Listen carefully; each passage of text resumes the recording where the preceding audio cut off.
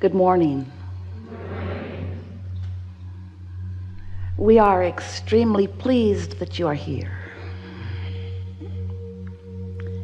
It's good to come together for the purpose of co-creating. Do you agree? You are knowing what you are wanting?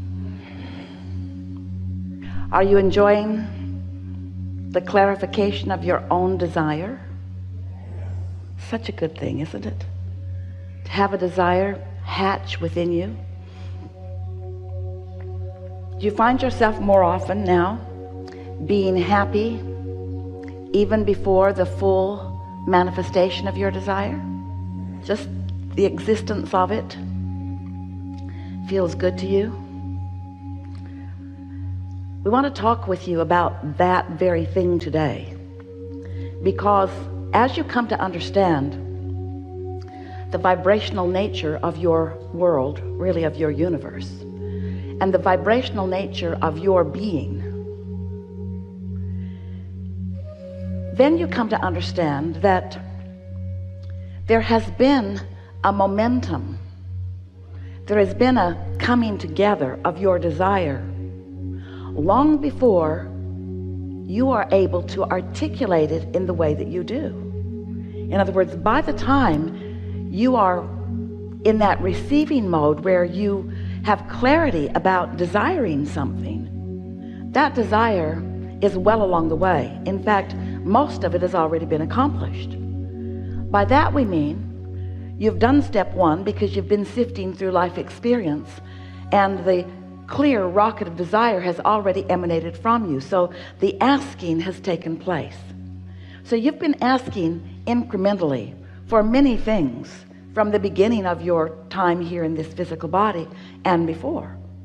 So you're launching these vibrational rockets of desire, often without even knowing you're doing it, just by synthesizing life. Your own preferences are coming into your awareness. For example, when someone's rude, you know you would like them to be nicer. You know you would like the world to be a nicer place. When you are discouraged, you know you want to be encouraged. When you don't have enough of something that you want, you know you would like more of whatever it is. Or if you have something you don't want, you know that you want it to be different. So you're launching these rockets of desires constantly, and they're gathering in what we've been calling this vibrational reality. We wanted so much for you to understand the reality of this vibrational reality, the realness, the importance of it, that we gave it a name. We called it your vortex. We called it the vortex of creation, wrote a whole book about it, because we want you to understand that even though in those early stages you can't see or hear or smell or taste or touch, your desires are not defined in those ways. There is a vibrational reality that is important for you to understand its existence of. So once these incremental desires flow from you into your vibrational reality, law of attraction begins to act upon them. Law of attraction begins gathering the cooperative components, and the path for the complete unfolding of it for you comes into being with the specific and knowledgeable guidance of the source within you, of your inner being. Now, at a certain point along the way, once your desire has gestated enough that it is possible for you to begin to have even more awareness of it, that's about the time, provided that you're feeling good, provided that you're tuned in, tapped in, turned on, that's about the time that, now that you're in the receptive mode, that you feel the idea of it and you want to pronounce it out loud to yourself. I really want, you say, I would like to have. And you know that feeling, that fresh feeling of coming into conscious identification of something you want? Do you know that feeling? So often, dear hearts, human dear hearts, you think that once you want it, or when you want it, it's the beginning of the creation of it. But it's far more along the path of creation than the beginning of it. In fact, it's so close to the done dealness of it that we want to call it, it's done, it's accomplished. You just have to line up with it, which means you can't doubt it, you can't worry about it, you can't miss it, you can't feel bad that it hasn't come yet. You can't complain about its absence. You can't complain, because just because you cannot yet see it or hear it or smell it or taste it or touch it doesn't mean that it is not a very far along evolved creation of yours. Do you hear that? And if you can accept that by the time you can consciously acknowledge, oh, I want this, it is so far along the way that it is a slam dunk for you to get it. But you got to know that too, you see. Every subject is two subjects, wanted and absence of it. But so often, without meaning to, you proclaim the absence of something that's well along the way. You don't plant your corn or your tomato seed or whatever it is in your garden and then stand out there on that first day, stomping on the ground, demanding it to show itself to you. And you don't tell everyone it's not coming. How's your garden? It's not coming. How do you know? I can't see it. I can't see it or hear it or smell it or taste it or touch it. And therefore, I am here to pronounce it not coming. And we say, of course it's coming. No, it isn't. I can't see it. If it were coming, it would show itself to me. And we say, you got to give it an opportunity to become part of this physical reality. You have to give this time-space reality the opportunity to turn your thoughts to things. But if you're so busy looking for the thing, looking for the thing, looking for the thing, where is it? Where is it? Where is it? We've been very patient with you. Teasing you a little bit, the patience has been yours. As we're describing this vortex, any of you read the book? Any of you know about the vortex of creation? Any of you understand that there is a vibrational reality? You got so tired of hearing us talk about this vortex that you began saying, all right already, we get it. Just tell us, how do we get the money out of the vortex and into the bank? I accept there's a vibrational reality, but when does it come out and play with me?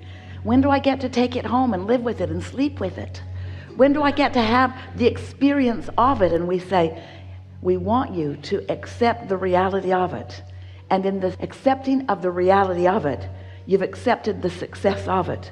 And in accepting the success, the isness of it, it must show itself more and more and more to you. But here's the most important thing that we want you to hear. The sweet spot of life, the fun that you came for, is that once the desire is consciously known by you, the fun you will have in allowing the universe to inspire you to the words and the timing so that you can witness the unfolding of your own creation.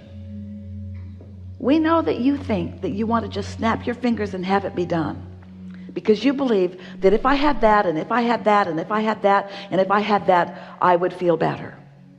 And we are not questioning whether you will feel good in the having of the things that you are dreaming about and hoping for and wanting. Of course you want those things, and of course they will be fun. Of course it will be satisfying. Of course it will increase your sense of worthiness as you allow more of them to manifest more fully in your experience. But we want to remind you, we promised you that we would. We want to remind you that what you're really reaching for is life showing you what you want, and the desire emanating from you, and then all of the resources of this resourceful universe coming into being in order to yield to you the precision of what you want, while you stand in ready, receptive mode, witnessing of the way your vibrations turn to thoughts and your thoughts turn to things, because you are the creator of your own experience, and there is nothing that you cannot be or do or have. Many of you have been listening to us for a while. We know that you have read some of the books and listened to us endlessly, and we know that you get it. We can feel that you understand that law of attraction is the manager of this universe, and that you get what you think about, whether you want it or not. And we are here really to practice with you that receptive mode, because step one is ask, and you can't stop doing that, and step two is answer, and source does that.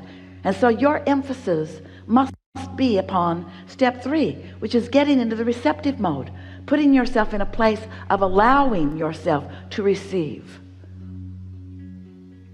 A woman told us a story last week that she was visiting with someone in a meeting room, and she just, for no conscious reason, she just had an impulse to lean in as she was saying something.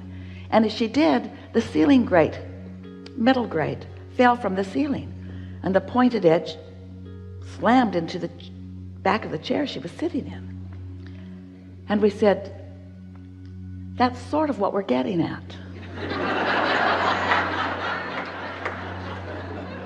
Being tuned in so that you change lanes when it is appropriate, or you stop here when it is appropriate. In other words, you allow this broader viewpoint who knows where you stand in relationship to everything that matters to you, and who understands what the path of least resistance is for you from where you are right now to the next step of what you are wanting. The path of least resistance, meaning the path of the resistance that you've thrown on your trail, your inner being lovingly acknowledging that you've put resistance in your way. You don't believe everything that you want, and you're not totally expecting everything that you want, but you're expecting it enough that it can lead to the next and the next and the next and the next and the next. And you don't want, you think you do, but you don't want. You think you do, but you don't want. You think you do, but you don't want. You think you do. You don't want to move directly and swiftly and specifically to every single thing you want. You think you do. But what you really want is the delicious journey of you getting to define and decide and align and allow and witness, because you are the creator of your own reality. And what fun would it be? You didn't like it when your mother tried to create your reality, remember? Remember how annoying that was? You don't like it when other people tell you what to do or how to think or how to feel, do you? Because you are the creator of your own reality, and your beloved inner being will never boss you around. Your inner being will only give you impulse of the path of least resistance to help you get from where you are into a clearer place about what you want. And the journey is supposed to be fun for you, not one of deprivation, deprivation, deprivation, deprivation. Oh, a small glimpse of something. Deprivation, deprivation, deprivation, deprivation. Oh, another small hope for me. It's not like that at all. You have this specific guidance all day, every day, helping you move toward what you are wanting. But what you're really wanting is the movement toward what you are wanting. What you're really wanting is that feeling of alignment, that feeling of a oneness with that broader perspective. So now, we've said to you everything that you want to know and everything that matters to us that you do know. And it was fun telling you those things because we could feel your readiness to hear them, your onness about it. And so now we are eager to talk with you about anything that matters to you. There's nothing off limits. There's no non-physical agenda. There's just you, important you, each of you, and what you want and where you stand in relationship to it. And together we're going to choose among you the path of least resistance to assist all of you in getting to the understanding that you've come for. What a nice day. What do you want to talk about? It's wonderful. You're going to really like this.